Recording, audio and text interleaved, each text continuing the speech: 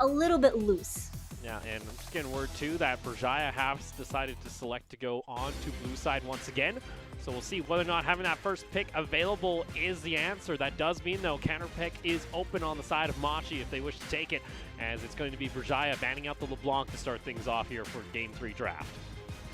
We were wondering if the Rek'Sai was the absolute bane of Berjaya Dragons in this series. Does Berjaya choose to let that slip again for Gemini, or do they deny that? As again, Enzo has played a huge amount of Rek'Sai games in the regular season, played that 8 times. So for Berjaya, what is the approach? Because it's do or die right now, or at least the upper bracket.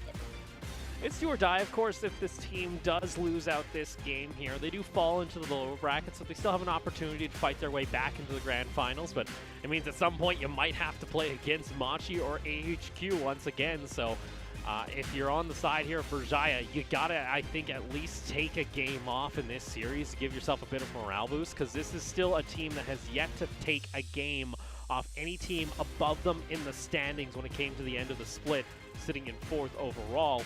Bans coming through, though. It's going to be Kalista and Senna being taken away by the Dragons, and it is going to be the Rek'Sai band on the side of Machi, so forcing Enzo to be the one proactive here, or does Gemini take something else away from him?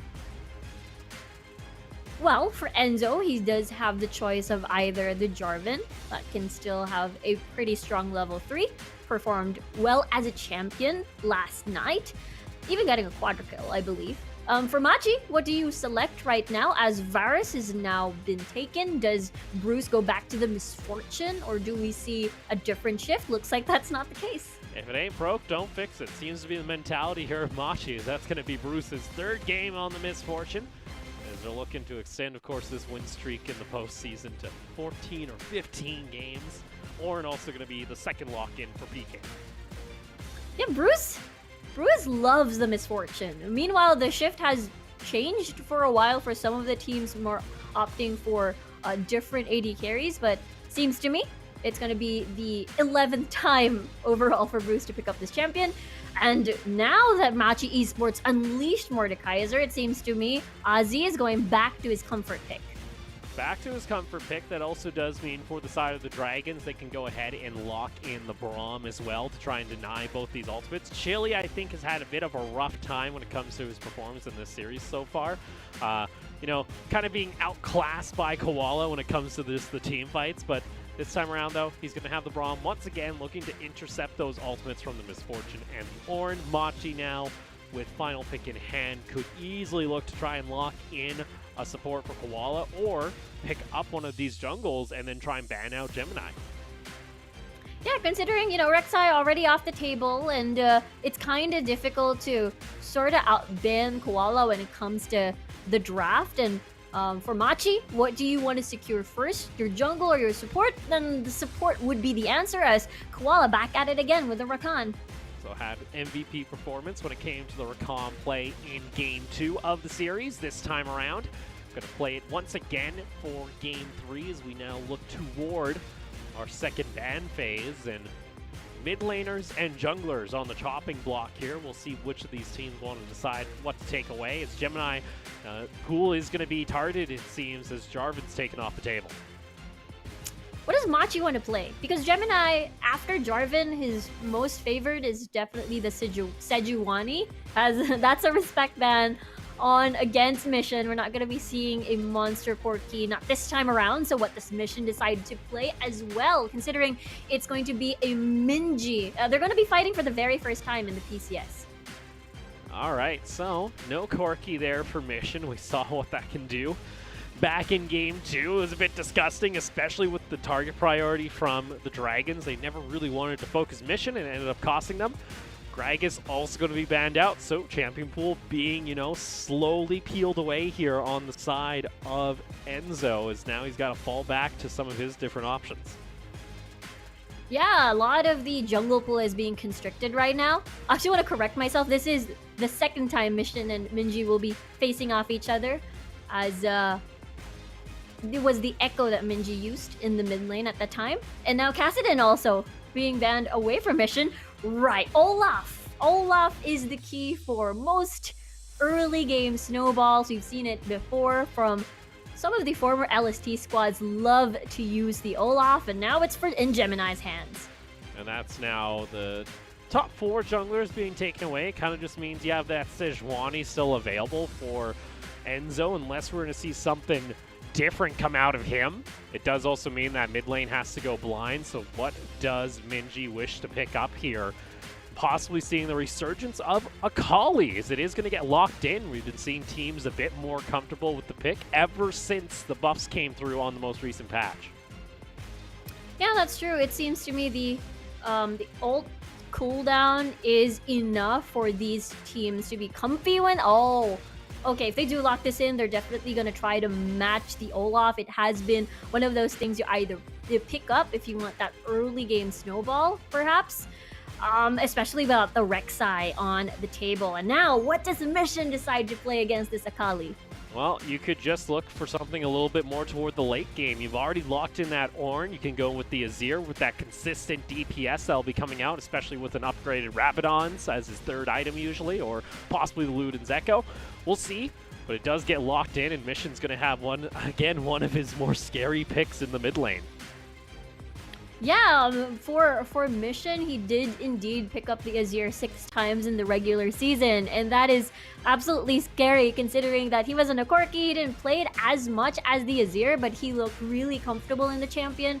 And now with his Azir pick, Machi Esports' late game and as well as the early game, especially with this Olaf, we'll see how they can make it work this time.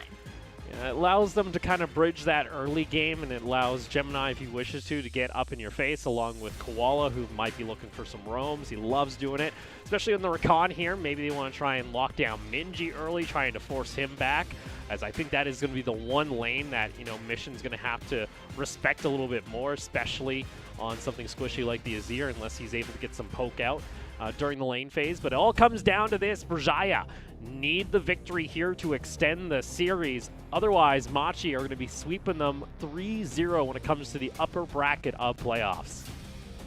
And it's looking really solid for Machi since Game 1 and Game 2 of this series. No Rek'Sai though, so we'll see what does Enzo decide to do, considering that they did manage to sort of rattle the bot lane from earlier and not give Bruce a break.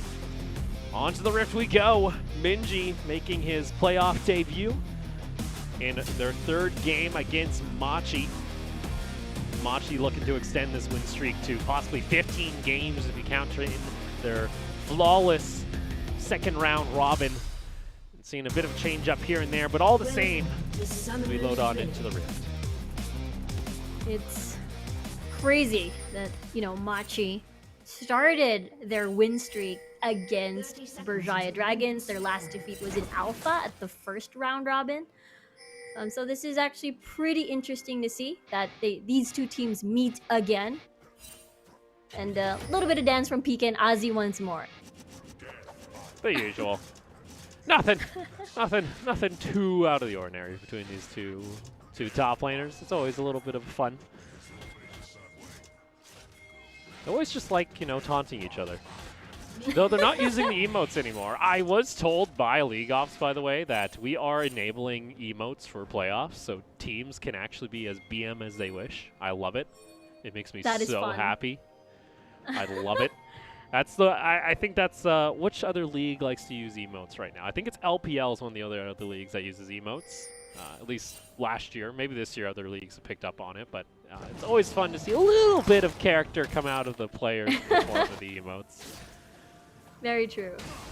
This mid lane, though, Mission will be setting up for at least prevent a level 6 dive by chunking down Minji earlier on. Also prevents any sort of potential roam. But then for Mission and Minji, they both have teleports, so perhaps depending on what Enzo decides to do.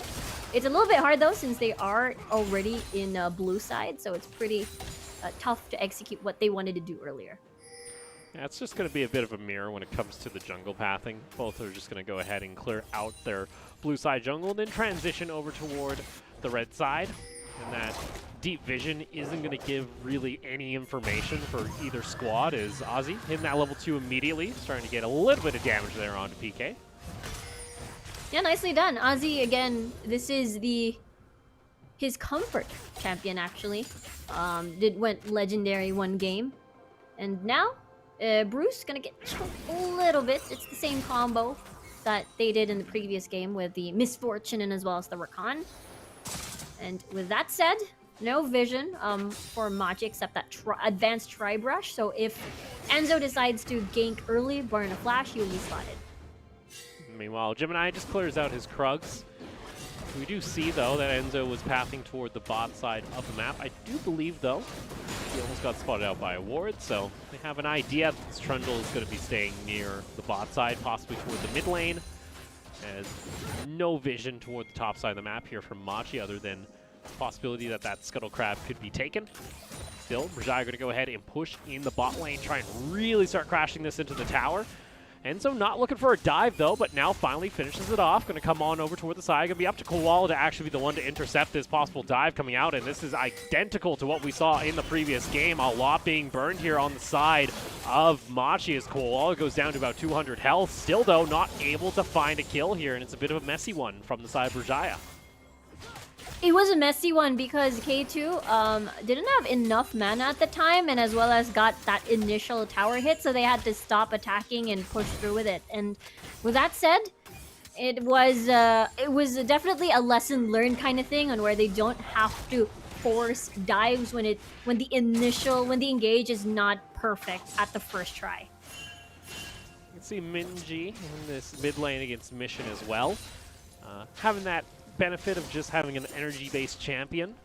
Mission has to expend a decent amount of mana to push in the wave, and Minji is just happy putting down the cloak and throwing out some Qs. Enzo in mid lane will maybe get spotted there as he passes toward his blue buff. Nonetheless, other than that first attempt at a gank, it doesn't look like Enzo is going to be getting too crazy, as top lane's also going to get pushed in. Yeah, in terms of lane selection and what they want to pick up, considering Mission is only having to bank on one summoner spell, and Mission setting up this wave perfectly, even though he is going to be advanced in lane, for poking out Minji is the perfect setup to sort of scare out Enzo whether or not he's going to dive or not. And as well, if you have to consider with a counter jungle coming from Gemini as well, level 6 is where I assume Gemini will make a move. You're going to have that Ragnarok available already to just storm the backline, considering, you know, K2 does not have any mobility options as a Varus. There we go, though. The 1v1 in top lane is Ozzy trying to get a decent amount of damage there onto PK. Trying to force out a teleport, I think. Force him to go back to base as able to land the Q there. Gemini, though, pathing toward the top side of the map. PK may try and keep Ozzy interested here as he doesn't have a whole lot of knowledge. As now Ozzy very far forward in the lane, has to decide where he wants to go here. A bit dangerous if he's pathing in against the wall as PK able to get the knock, but the flash over the wall coming out from Gemini, and that's going to be first blood onto the Olaf.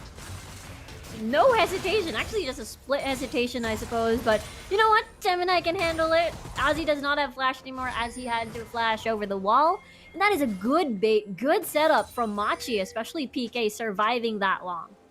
And you see here, Berjaya still trying to do the same setup toward the top side of the map. We'll take a look back on the replay, though, as PK is just looking like he's very thirsty for some of these CS.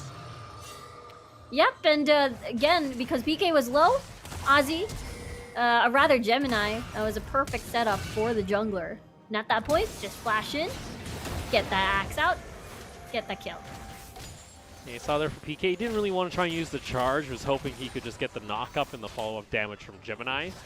Does force out the flash, though, so that's going to be a flashless Olaf, but nonetheless, a great start for Gemini, as that's pretty much what Machi were looking for, to have this Olaf be the bridge between the early to late game, where it lets the rest of the team scale up and get those ornaments online from PK, especially onto the Zir, as well as the Misfortune.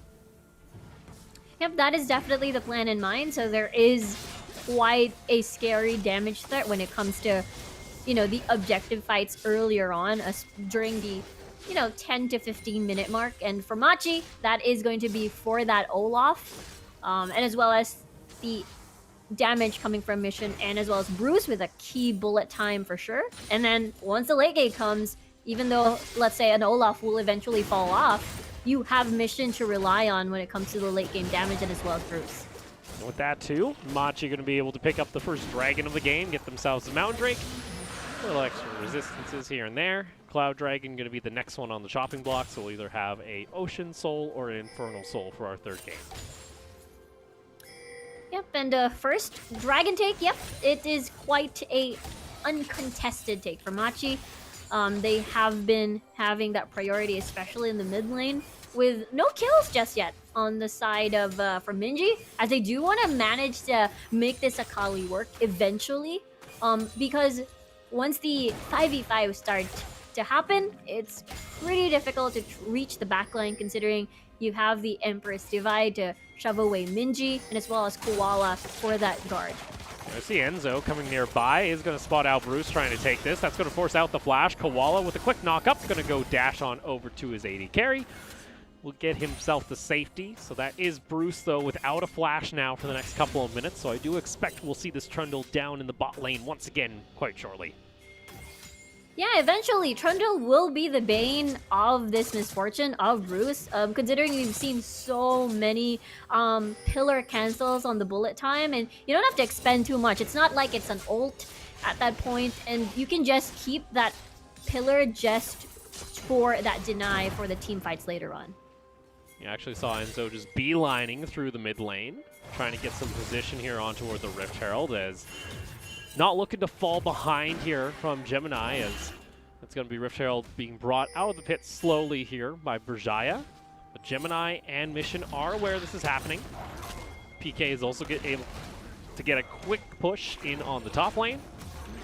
We do see Ozzy now going to try and join in. So 4 members of Berjaya. We'll see if Machi are able to contest. Koala also near. 5v4. Teleport is available for PK to join in onto the fight. That's going to be the Unstoppables being popped here immediately by PK. A nice grand entrance, though, coming out from Koala. PK, a decent amount of damage. Chili able to intercept the ultimate. PK now having to go into the death realm. Will be popping out here shortly as Ozzy now rejoins in onto the fight. Emperor's Divide, though, able to separate them back. And unfortunately, Minji is not able to find any targets on this Akali, as now the re-engage comes out from the side of Machi, able to find the slow onto Chili. And that's going to be 2 kills going on over to Machi. And I thought that was the perfect setup for Berjaya. They managed to get the Rift Herald. They managed to scare Machi Esports away. But that is quite unfortunate. Beautiful setup coming from Koala, and it was PK that pulled the trigger actually and started the fight. With that, Berjaya focused a lot on PK at the initial exchange of damage, and at that point, Machi Esports was like, okay, we can be patient about this fight and enter once Koala managed to get a nice setup. And you saw there from K2, he tried to get the Chain of Corruption onto Koala, but that was right when he started going for the grand entrance, and unfortunately the Varus ult never really happened, and he saw Ozzy, he liked the plan, wanted to try and get in the middle of the fight, but it just wasn't enough, and Machi were able to clean up. Yeah, and as an Akali too, you see how low Koala is and PK is. Those are such juicy HP bars as an Akali, but considering that Mission and Bruce were sort of left untouched, they were still pretty much healthy. The Emperor's Divide really zoned out Berjaya Dragons, which is, even though Minji has backline access, you absolutely cannot enter without your teammates. So not the start they were looking for on the side of Berjaya. You wanted to get this Akali rolling, trying to find some juicy members. That's also Mission just rushing down the Gnasher's Tooth immediately. So that's a nice little spike coming out from the Azir already for some more team fights, as Rift Herald was secured in the end by Berjaya during the replay. So they do get what they were looking for, but up top lane now, it's going to be Ozzy. Forced to have to back off. Trundle's going to rejoin in onto the party, though, as Enzo's here nearby. Doesn't pop the pillar just yet. PK will get knocked up. Quick grab. Not going to be able to happen, though, as the Unstoppable comes out from PK. And nicely done timing on the Unstoppable. So many options for escape, and as well as a flash not even burned for PK. Meanwhile, we see the AD carries already rotating around the mid parts of the map, possibly trying to counter a dive here against Machi. See, now the pings are coming out here. Berjaya are just going to try and force this. PK is a pretty tanky Ornn, though. And that's going to be Enzo that gets caught out toward the side. That was just a bait, because K2 able to get the Chain of Corruption on down. Gemini now the next member underneath the tower. Bruce, though, wants to possibly go for this fight.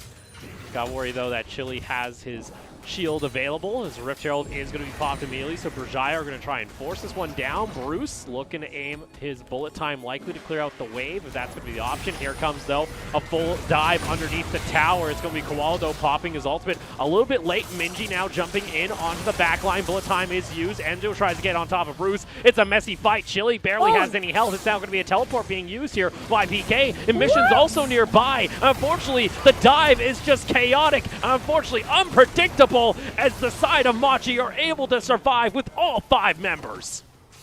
That was supposed to be Berjaya Dragon's fight, considering Bruce didn't have mana at the time. There were only 3 members. It was a 5v3 situation because Minji had teleport advantage and Mawan, or rather Mission, had to walk towards the top side. They saw there, like, they tried everything they could, but it's just so disorganized. No one's going for the same target, and it gives enough time for Mission to come up here on the Azir and block out their escape route. And again, yes, they were having different targets at the time, and the most vulnerable one was definitely Bruce. Again, had no mana and was already even managed to channel a few times on that ult. So at that point, they really had different eyes on different targets. And unfortunately, that now means it's almost a 4,500 gold lead for the side of Machi. And we talked about, you know, this early game maybe isn't the best place for this composition. They're waiting for the late game. They're waiting for those ornaments to come online. Well, luckily for them, Berjaya are helping them out, it seems, as these messy dives have ended up costing the Dragons quite a bit. They also lost the second dragon. That's going to be the ult cooldown going over toward Machi as we get Ocean Soul for the rest of the game. And it seems to be the same story all over again. Gemini taking advantage of, well, it's not Mission this time around who's racking up the kills, but Gemini as an Olaf. We talked about how snowbally it could get when the Olaf just comes online in the form of kills. And oh, Minji. Gotta be careful there. Gets himself to safety with the cloak. Yep, and looks like there's no kills whatsoever on towards Minji. Still has a flash even. PK though, this is dive number 2. I've seen this before. It didn't work out last time, as PK is just gonna back off to the second tier tower. No teleports available for his squad to try and answer this. Minji, though, has to leave bot lane alone, and that's going to allow Bruce to pick up first red gold in favor of Machi. As Ozzy a little bit late to the party, as that's going to take the tower down at some point. Look to try and at least keep farming here on the Mordekaiser as he finishes off his proto belt. Yep, hoping to deny a little bit more minions against PK, as it's been a wild lane for PK, as, you know, Berjaya Dragons, okay, let's not dive bot lane, let's dive top lane instead. And the story seems to be very similar to game number 2. I really like it though, coming from Berjaya. They really want to try to stunt the growth of Machi. But 4-0-2 on Gemini at the moment, and that's towers, 2 towers getting taken on bot side for Bruce and Koala. Yeah, because Ozzy can't actually match this. That's also going to let Machi just walk into mid lane with now 3-4 people and get some more damage onto the second tier tower. Enzo's going to take Rift Herald, but your second tier tower in mid lane is about to go down, and that's going to allow Machi to have so much map control. In comes Gemini as well. He's just going to jump in onto Ozzy. He's a 4-0 Olaf trying to make it happen. He gets 1 kill, the lifesteal from his passive, and he's able to get the 1v2 as well as secure the Rift Herald. Oh my word. We were talking about the 4-0-2 Olaf. And as an Olaf, you're going to be very brave when it comes to the 1v2s, considering Enzo didn't really take off in the early game. That's the reason why he was confident taking that fight. Again, no one was there. It was just basically Gemini 1v2ing. And there you go. It's going to be now the 5th tower, so Machi are able to get 5 towers in about a minute and a half, as well as claim a double kill onto Gemini on top of Rift Herald. What a prize. Denying the jungler and everybody else, getting more towers for Machi and getting a highlight reel in that 1v2. That's why Olaf, he loves actually fighting at low health. Gets the extra bit of damage, the extra bit of attack speed and lifesteal. And that's why Olaf is a very scary jungler in the 1v1/1v2 if you're in melee. And I have to question the decision there from Enzo. Was it really worthwhile to try and get a Rift Herald there? What would have happened if you even got that? As Machi had inside track, and with the tier 2 towers being taken in mid and bot lane, it allows all the pressure from Machi to now start suffocating the jungle and start siphoning out gold by these camps. And it's such a short span of time, too, where Machi Esports is able to get 3 towers in such a short amount of time. And with that, I believe with Berjaya, what they wanted to do is deny rather than take. Now they're pushing bot. Are you going to go back? Okay, he's finally going to channel his back, but that's going to be a little bit too late, as the Rift Herald is going to get the charge off here in bot lane, and Machi are looking to crack open an inhibitor at less than 20 minutes into the game. This team, though, it has, you know, late game scaling on this Azir and Misfortune. They do not care. Berjaya, are they going to at least try and hold? Bullet time comes out, a nice interrupt onto Bruce. Bruce has to back off, barely any health. But now he comes to counter re-engage, and Gemini is godlike. Shelly's talking about the Nexus towers at this point. Mission gets a kill. Minji tries to at least find the assassination. He will find it, but he gets taken down. And Machi still not slowing down as, you know what, 2 members low here, but Gemini don't care. It's a triple kill, and this Olaf is absolutely disgusting. Quadra kill for Gemini. It's just at the 18-minute mark. We're still not on the usual mark where teams are already trying to fight 5v5. Machi is just taking it towards the base of the Dragons, and right now it's just so powerful for Machi, especially Gemini getting a Quadra after all that. Yeah, this is a bit nasty coming out from Gemini. It looks good here on the side of Berjaya. You know, they get rid of Bruce, but Mission able to just interrupt the best of the fight, and Minji, he's been too late on the party. He's actually focusing on PK. He can't do damage to an Orin as an Akali. Exactly, and it's one of those things where, okay, low health target, might as well just chip it down and maybe get a consolation prize, as Ozzy is actually dealing a huge amount of damage at that time. And for Gemini, flash in to get the kills, getting more highlight reels on this game, he's scary. He's 10-0-3 right now on this Olaf. Oh no, if you're a coach right now, you look at this and you say, this game's done. We're gonna start prepping for our matchup between us and the winner of Hong Kong Attitude and Nova, it seems, because yeah, this is Machi really solidifying why they are the top team in the PCS at the end of the regular season. And for Berjaya, it's unfortunate that they have still yet to take a game off this team and are looking to be currently 0-5 on the record when it comes to spring. Yep, and Koala wanted to start something there.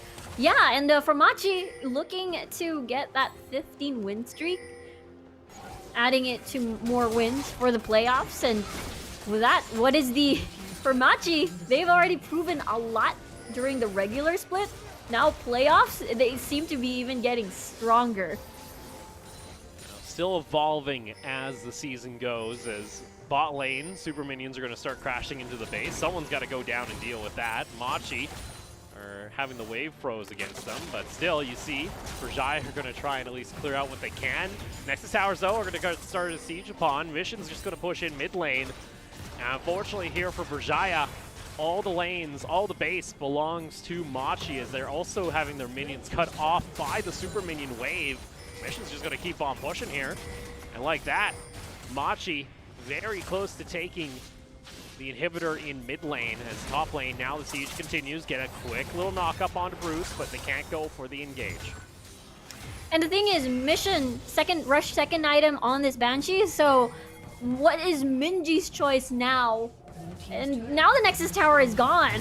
Well, Berjaya are going to try and go for it here, as in the mid lane it's just a tussle between everyone. Bullet time does come out. Minji on top of the targets, but still not able to find the damage. They did get rid of Mission, though, and the Azir is taken down. Gemini is still available, and Machi may be getting a little bit too confident. Lose 2 of their members in mid. Nicely done by the Berjaya Dragons. I was a little bit worried considering I was talking about, Mission's rush item on the Banshee's wheel for his second item. So just to scare away Minji a little bit when it comes to the dive and allow Minji to select a different target instead. So with that, it still worked out in their favor for Berjaya. At least managed to get 2 kills. I believe, if I were to guess what happened there, Mission went a little bit too advanced and not able to save himself as the rest of the members was actually coming from top side. Yeah, unfortunately, he lost his Banshees to the grab coming out from Ozzy, so he's able to at least bring him to the Death Realm, and unfortunately, Mission, in the middle of 3 members, goes, this is not where I wish to be. And Minji, bothering the back line as well, managed to chunk a very little amount against Bruce. So Bruce was forced to reposition instead of laying down the auto. So Minji did his job and just forced Bruce to back away. So there we go. Machi, they get denied their second inhibitor tower in mid lane, but they're still looking pretty disgusting. You also have Bruce, who just finished off his Infinity Edge. So he's now at that 50% crit chance off the ultimate. It's going to be a bit disgusting as they show themselves mid. Enzo has to kind of back off here. They also got PK over towards the side, looking for a flank. But honestly, at this point, Machi could just try and force the Baron. They could. Definitely could. For Berjaya, this could potentially be their last stand. Do they force it out? Do they go for it? Looks like that would be the call. 4,000 health on the Baron. Koala is just going to run intercept here, as that's going to be a nice ultimate to keep the rest of Berjaya calm and collective. Unfortunately, there's nothing to do. Minji on the back line trying to make a play happen. Chain of Corruption comes into the pit. Minji goes for the execute. Not able to find his target, though. He gets taken on down. K2 able to kite back on this bars for a little longer. In comes Mission, though. Wants to find another kill. It's a double for Koala. Gets the knock up. And like that, it is Machi putting the nail in the coffin. Ping's gonna come in through the mid lane, 6-19, Baron buff in hand. And unfortunately for the side of Berjaya, PK is just gonna cut off poor Enzo. He's got nowhere to run. It's the ace from the Ornn, 6-20. Baroned up minions in the bot lane. Inhibitor's already gonna fall. PK's dancing a little dance on the Ornn. And Machi able to cleanly sweep in dominating fashion under 80 minutes of game time in the series. Take home the 3-0.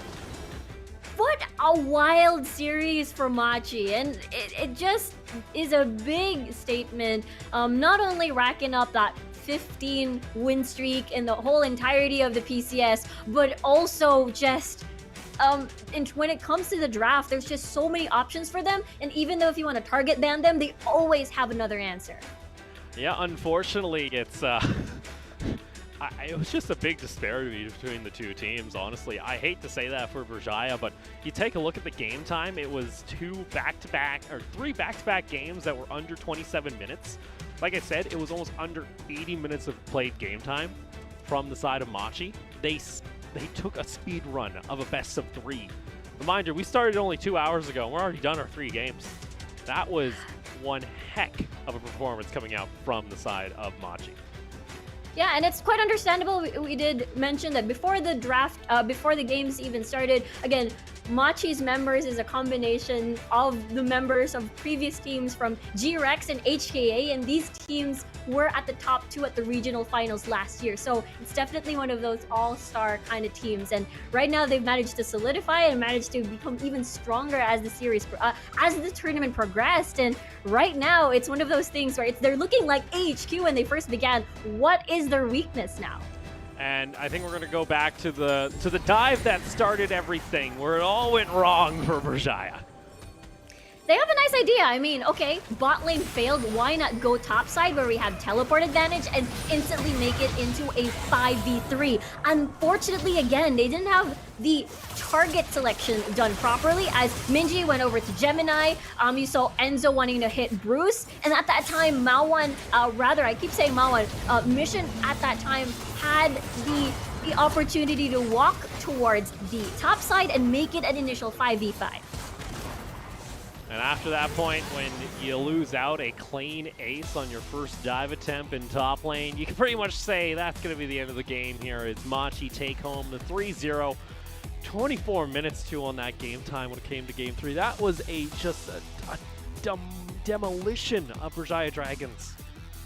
And I think this is the most strongest we've seen against Machi. It seems to me that they're quite unfazed when it comes to aggressive teams or teams that like to play the late game 5v5s, and they seem to have an answer for everything so far, especially based off from their final matches in the round robin. And it's one of those things where, you know, the teams that are in the playoffs watching Machi right now, what do we do? It's the situation where they have to sort of wait for a team to see who can expose that weakness first and capitalize on that.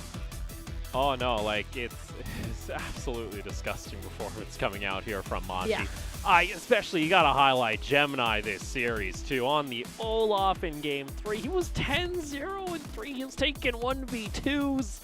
The guy heard us, you know, talking a little bit about him, and he's like, nope, I'm going to shut down the English broadcast instantly. And I think it's hard to argue anyone else when it comes to the MVP for at least Game 3. I think it's a good toss-up between him and Koal, though, when you talk about Series MVP.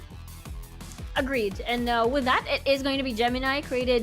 Denied a lot of the aggression coming from Berjaya Dragons, and just as you mentioned, doing 1v2s. That's how confident he was. He got a quadra kill in this game as well on that bot lane push. And with that, Gemini improved so exponentially throughout the whole tournament. So with that, Gemini is going to pick up, once again, the MVP on his Olaf. And for Machi, they can rest calm and collective as they get to advance to our winners bracket final, where they're only one series away from making it into our grand final of spring.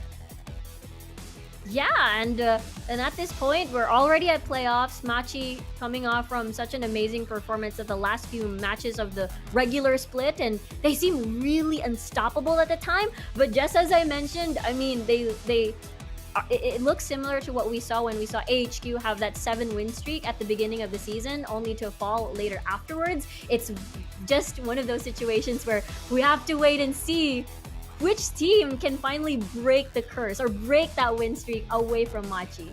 Yeah, it's we'll have to find out which team they actually are going up against, as now we get to take a look toward our playoff bracket.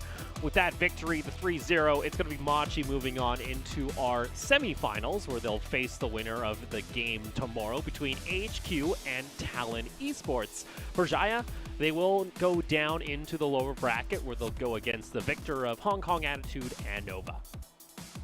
Yep, and tomorrow, yeah, as well, AHQ and Talon. We'll see whether or not what Machi Esports going to fight AHQ or Talon, or who's going to be fighting Berjaya Dragons waiting at the lower bracket. And the thing is, for Machi, there are only 3 teams in the first round robin that managed to defeat them, and that's Talon, HQ, and Alpha. And either way, whoever's going to win tomorrow is going to be pretty exciting for Machi.